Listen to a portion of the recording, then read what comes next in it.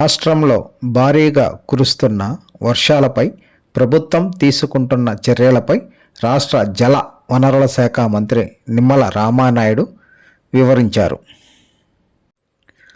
రాష్ట్రంలో కురుస్తున్న భారీ వర్షాలపై ప్రభుత్వం తీసుకుంటున్న చర్యలపై రాష్ట్ర జల వనరుల శాఖ మంత్రి నిమ్మల రామానాయుడు మాట్లాడుతూ, ప్రాణ ఆస్తి నష్టం జరగకుండా ఎంత విపత్తు వచ్చినా సమర్థవంతంగా ఎదుర్కోవాలని ముఖ్యమంత్రి చంద్రబాబు గారి ఆదేశాల మేరకు పనిచేస్తున్నామని మంత్రి తెలిపారు.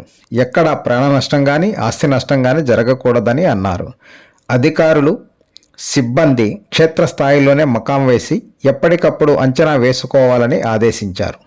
బియ్యం, నిత్యావసర సరుకులు, కూరగాయలు, గ్యాస్ తదితర సామాగ్రి సిబ్బందితో రెవెన్యూ అధికారులు సిద్ధం చేసుకోవాలన్నారు.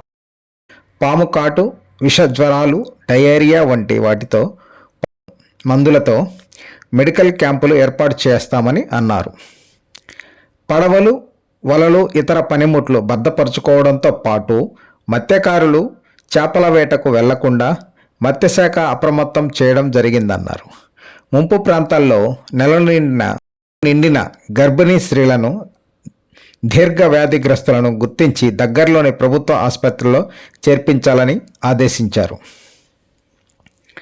ఏటిగట్ల ప్రతిష్టతకు ఇసుక బస్తాలు, వివిధ రకాల సామాగ్రిని సిద్ధం చేసుకోవాలని అధికారులను మంత్రి రామానాయుడు ఆదేశించారు.